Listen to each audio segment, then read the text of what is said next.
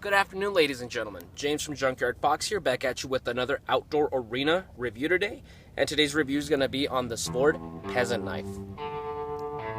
Okay, so before we go ahead and begin this review, guys, I have something of a confession to make. And keep in mind, this is just my opinion. I don't like folding knives. I don't buy them. I don't use them. They're of no use to me. If I have a dedicated cutting tool on me, it's going to be a fixed blade, whether it's on my belt or in my boot. And in case I do have something more subtle that folds that I could put in my pocket, I carry something like a multi-tool, a Swiss Army knife that can provide me with more versatility. It has more tools to use. That's not to say that a folding knife doesn't have its place. I don't really think this knife would be much of an EDC tool, though. Even for the most devout lovers of, folding knives, and they love their Kershaws and Spydercos, this isn't really that kind of knife to use every day. I don't think a lot of people would use it just because, well, it doesn't look cool. It's not as tactical looking as, say, a paramilitary too. And it's quite large. The tang sticks out. And it doesn't have a locking mechanism of any sort other than your hand, and I'll elaborate on that later. So it wouldn't really be used every day. But I think it would be a great knife for camp cooking. Now, that being said, there's a second confession to make. This isn't the original knife that we started reviewing. When we first began reviewing this knife last year, there was 2 reviews on it. Then when it was being sent to me, the post office lost it, and they've been of no help. So I ended up just buying the same color, same everything, just to keep going. So full disclosure, this isn't the original knife, just to be honest. So I got the same color. I ordered it from the Baryonyx Knife Company, and that's really cool. Baryonyx Knife Company. Baryonyx was a dinosaur, in case you guys didn't know. It was a mid-Cretaceous fish-eater dinosaur. So imagine something of a cross between a grizzly bear and a crocodile. And it lived beside streams and rivers, and it would catch fish with their claws, had large claws, and it would catch fish. So that would have been a sight to see. One of my favorite dinosaurs. Bet you guys didn't know that I'm quite a dinosaur fanatic. Anyways, so going back to the subject, it would be a great camp cooking knife. Say I'm camping out with friends and family. Let's be honest, guys. Not everybody, not everyone shares our philosophy for preparedness and EDC and carrying a knife every day. Some of our friends and relatives, they roll their eyes when we talk about stuff like that. So they probably don't have a knife for themselves. So for whatever reason, I'm gone. I'm from the campsite. I'm out fishing over there a couple miles away, and they're over here in the campsite and they're hungry. They have a cutting tool here to go with the pots and pans so they can make some food. So with that being said, let's go ahead and get started. We're going to make a stew with this knife. Okay. A beef stew. So let's go ahead and get started. Okay, so I have my cutting board. I have my knife. Okay, so let's pull out some vegetables. And I want to thank my friend Chuck Oswald for sending me these roll packs. They really come in handy for carrying stuff out here. Now, I'm not much of a cook, guys. I'm more of a hunter-gatherer when I'm outdoors, catching small game and foraging. But I really want to work on my cooking skills, because not everything's life and death. Sometimes you can, afford to lighten up and have an enjoyable time out here. So, I have some vegetables here. Okay, now this knife, let's get the specs out of the way. Okay, it's a flat grind knife, high carbon steel. Oh, I'm making a mess here. High carbon steel. The total length of this blade, the overall length, is about 8 1/4 inches. The cutting tool is about 3 inches. The handle is just plastic, although I hear that you can order some wooden handles and different stuff like that. So like I said, I ordered the exact same one that the original knife had. Wow, I'm making a mess here. Now, it's not really the knife's fault as much as it is mine. I'm really not good for cooking. I'm kind of terrible at it, so. Okay, now for the locking mechanism, guys, in case you guys didn't know about this knife, there is none. There's no liner lock, there's no anything like that. So it's just, there's a tang back here that when your hand is using it, well, it doesn't close because of your hand, the pressure in your hand. And a lot of people, as I understand, they remove these handles, and they can, with this tang, they can actually make it a fixed blade. So that's something you could look into. Okay, this knife is an old knife made in New Zealand. You can slice that.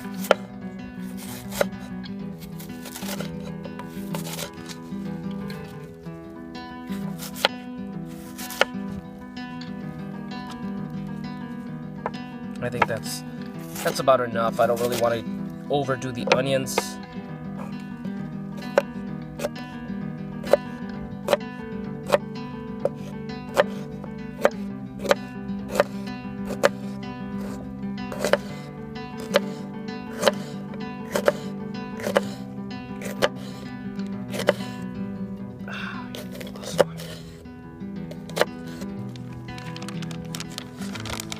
Some potatoes, get that starch.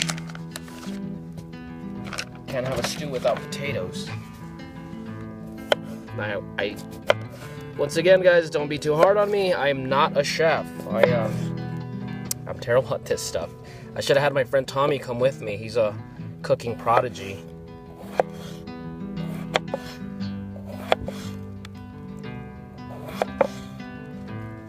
But not too bad, not too bad. Now for a tomato, probably just use half of it. The knife itself is doing really well. It's a great little slicer. It's so thin and light. Okay, I'm probably not going to use this much. It's only really a stew for 2 people, so we don't need we don't need too much stuff. But check out that slicing. Really good stuff. Really great slicer. Okay, we'll put this back.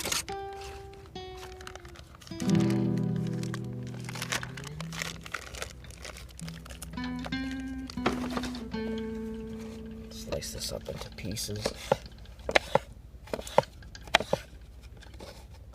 Okay, so as you saw, I cut all these vegetables. Let me get my small cooking kit here. Okay, and I want to just dump them all in here in the meantime, because I gotta start cutting up some meat soon. Okay, and then I'm gonna cover this in the meantime, and I'm gonna flip this. Now I understand a lot of guys are gonna, a lot of people are gonna be saying to be careful with cross-contamination. Don't be cutting the same, meat and vegetables. So I'm just gonna flip this, and I'm gonna wash it, guys. I really don't have another cutting board for meat, and I don't want to use a rock where it can, ding up the blade. So, okay, so let's slice some meat. Okay, this is top loin, so pretty good stuff.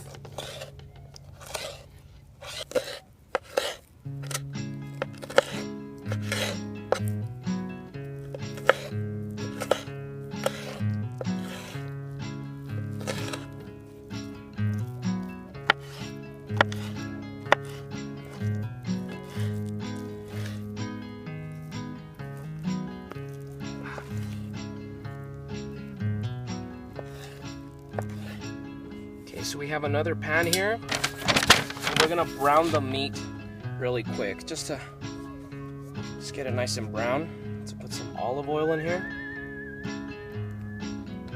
so it doesn't stick. Throw the meat on here.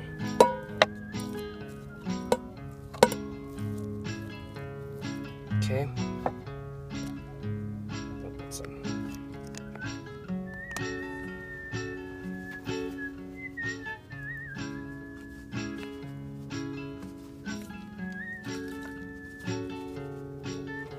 pepper, salt. Okay, browning out that meat.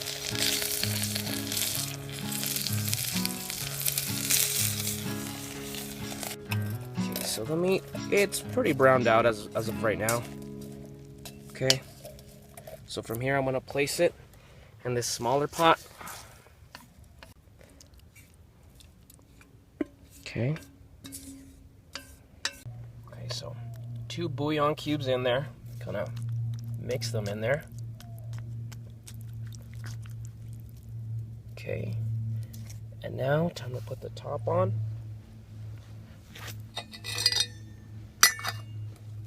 And set it over the coals. And get those coals nice and hot. And we'll be back with you guys in a little while.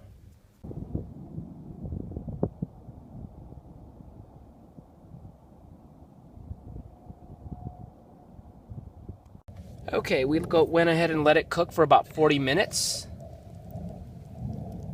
And that's looking really good. Look at that. Not too shabby for being cook rookies. Okay.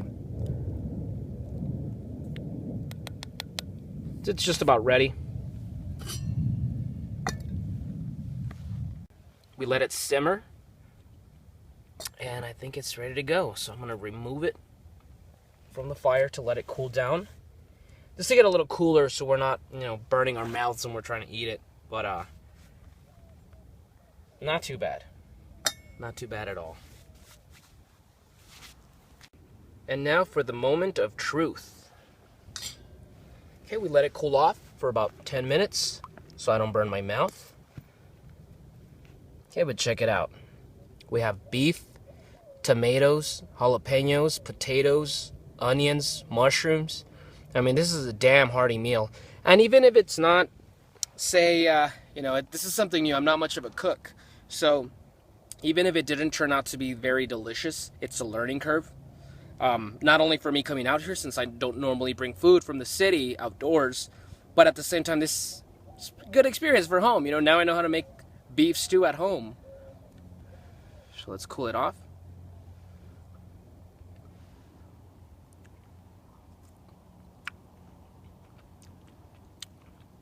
Oh yeah, that's a success.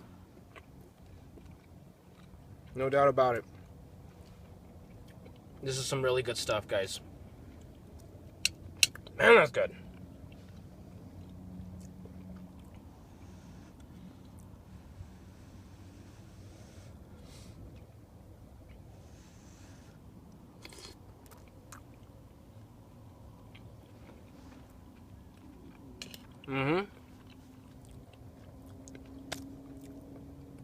I ought to start a cooking show.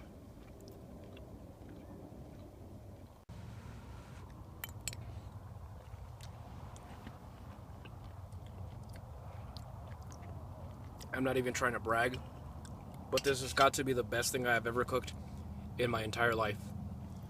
There's some good stuff.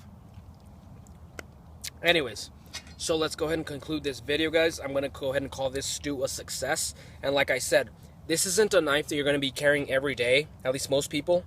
This isn't something that's, your go-to blade. It's not the ultimate survival knife, the ultimate bushcraft knife. Not really. But it has its uses, and I think this makes a great knife for camp cooking. Put it away in your pots and pans, your cook kit. And it just, that flat grind knife, it's just sharp. It just slices through tomatoes and beef, jalapenos, onions. It's just a great little slicer. Nothing too fancy. Okay, now let me just go ahead and just give you a little warning. It is high carbon steel. So after you're done with those tomatoes and you're done with the beef and all that, be sure to go ahead and give it a wipe and clean it so it doesn't start corroding. Now there are a couple things I don't like about this knife. One can be fixed easily. Now it will not strike a ferro rod. So it doesn't have a 90-degree spine. So just to let you guys, to demonstrate, it just won't strike a ferro rod. But that can be easily remedied with just a file. Just the way, if you own a Mora knife, you know what I'm talking about. Just file this down, and it'll strike a ferro rod. And I think that's just very important. If it's going to be a cooking knife, be sure to have that. Another thing I don't like is it will not strike with the flint. It is high carbon steel. So I would have liked it to, it can make some sparks in an emergency. It does not do that, so it leads me to think that just the blade itself, just the Rockwell hardness is a little weak. It's a little soft. But it's not a deal breaker, to be honest. It's not. So, cool little knife. Nifty little knife. And that's about it. So, I hope you guys enjoyed this video, guys. This now goes to another member of the Outdoor Arena so they can test it out in their own way. And if you like this video, go ahead and give me a thumbs up. Go ahead and subscribe to my channel if you haven't. Hope you enjoyed it, and I'll see you guys next week with another video. Now go outside and get your boots dirty.